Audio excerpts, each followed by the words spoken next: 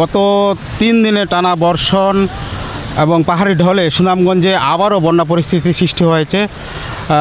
2 দফা বন্যার রেশ কাটতে না কাটতেই সুনামগঞ্জের আজকে সকাল থেকে সুনামগঞ্জের বিভিন্ন এলাকায় পানি প্রবেশ করতে শুরু করেছে। আপনাদেরকে যদি একটু দেখাই,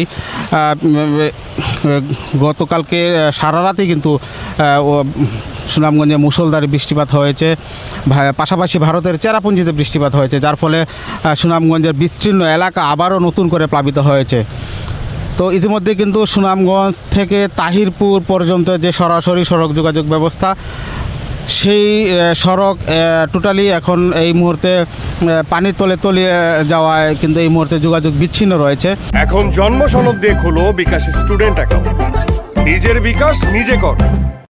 আমরা দেখেছি সেই সব সড়ক দিয়ে এখন মানুষ নৌকা দিয়ে যাতায়াত করছে। তা আপনারা নিশ্চয়ই দেখতে পাচ্ছেন আমরা এখন যেই সড়কটাতে দাঁড়িয়ে আছি, সুনামগঞ্জ থেকে বিশ্বম্বরপুর তাহিরপুর সরাসরি যে সড়ক যোগাযোগ, এই সড়কে দাঁড়িয়ে আছি। এই সড়কটি প্রায় ডুবে যাওয়ার মতো অবস্থা হচ্ছে।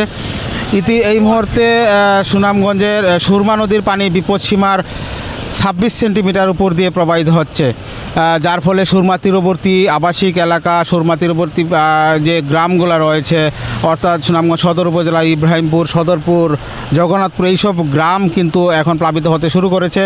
অন্যদিকে তাহিরপুর, বিশ্বম্বরপুর এই উপজেলার প্রায় 2 লক্ষাধিক মানুষ ইতিমধ্যে পানিবন্দী হয়ে গেছে। তো আমরা যে পরিস্থিতি এখন দেখতে পাচ্ছি, 3য় দফা বন্যার আজকে সুনামগঞ্জ বাসি পড়েছে। 2য় দফা যে বন্যা হয়েছিল, সেই বন্যায় ব্যাপক ক্ষয়ক্ষতি হয়েছে। আমরা গতকালকে জেলা প্রশাসনের পক্ষ থেকে একটা তথ্য পেয়েছি, সেটা হচ্ছে প্রথম এবং 2য় দফা বন্যায় সুনামগঞ্জে প্রায় 22,000 কাঁচা ঘরবাড়ি বিধ্বস্ত হয়েছিল।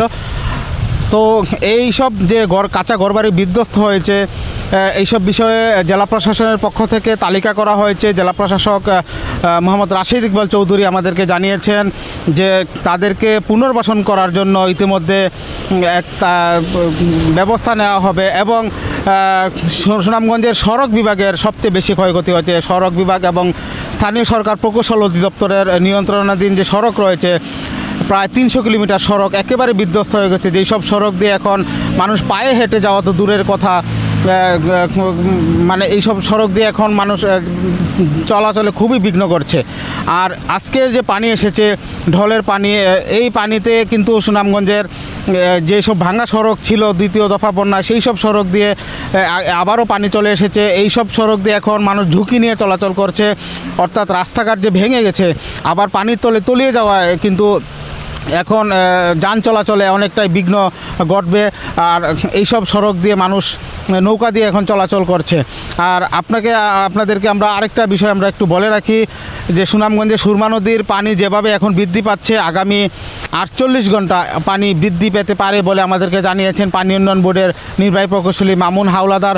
আর এভাবে যদি পানি বৃদ্ধি পেতে থাকে, তাহলে কিন্তু সুনামগঞ্জে বড় ধরনের একটি বন্যার শঙ্কা রয়েছে। যদিও পানি উন্নয়ন বোর্ড বলছে বড় ধরনের কোনো বন্যা হবে না, কিন্তু আমরা পানি যেভাবে বৃদ্ধি পাচ্ছে, কারণ এখন হাওর এলাকা সহ সুনামগঞ্জে যে পার্শ্ববর্তী জেলাগুলো রয়েছে, অর্থাৎ কিশোরগঞ্জ, নেত্রকোনা, সেই সব এলাকার যে নদ নদীগুলো রয়েছে, সব নদ নদী কিন্তু এখন পানিতে টইটুম্বুর। আর যার ফলে এখন যে পানি আসছে, এই পানি যেতে একটু সময় লাগবে। তো আমরা এই বিষয়ে আসলে কথা বলেছিলাম। পানি উন্নয়ন বোর্ড যেটা বলছে, সুনামগঞ্জের যে নদ নদীগুলো রয়েছে, সেই নদ নদীগুলোর নাব্যতা হারিয়ে ফেলেছে। পানির যে ধারণ ক্ষমতা, সেটা কিন্তু এখন নেই বললেই চলে। প্রতি বছরই আমরা দেখি পলি আসে ভারতের উজান থেকে, যখন ঢল নামে সেই ঢলের সাথে পলি আসে, পলিতে পরে কিন্তু নদীগুলো ভরাট হচ্ছে। এগুলো আসলে খনন করার উদ্যোগ নেওয়া দরকার। তো এই বিষয়ে আসলে পানি সম্পদ মন্ত্রণালয়ে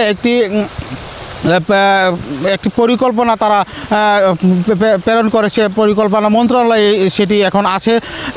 এটা যদি বাস্তবায়ন হয়ে যায়, যে সুনামগঞ্জের যে প্রায় 20 থেকে 25টি নদী রয়েছে খনন করার বাকি, এইগুলো যদি বাস্তবায়ন হয়, যদি নদীগুলো খনন হয়ে যায়, তাহলে হয়তো বা সুনামগঞ্জে যে বারবার বন্যার উপরে কবলে পড়তে হয়, সেই বন্যা থেকে কিছুটা পরিত্রাণ পাবে। তো সার্বিকভাবে আমরা বলতে পারি, যতদিন না পর্যন্ত সুনামগঞ্জের নদীগুলা খনন না করা হচ্ছে, সুনামগঞ্জবাসী কিন্তু বারবারই এইভাবে বন্যার কবলে পড়তে হবে।